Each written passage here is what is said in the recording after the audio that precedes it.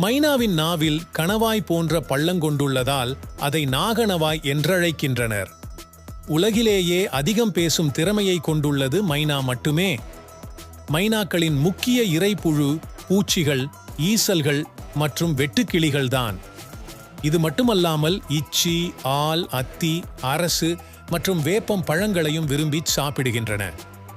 பூச்சிகளை முக்கிய உணவாக உட்கொள்ளும் மைனாக்கள் நாளொன்றுக்கு சுமார் 150 கிராம். பூச்சிகளை உணவாக உட்கொண்டு சூழலுக்கும் விவசாயத்திற்கும் நன்மை பயக்கின்றன. மேலும் அதன் எச்சத்தின் மூலம் விதைப்பரவல் செய்து மரங்களையும் பெருகச் செய்கின்றன.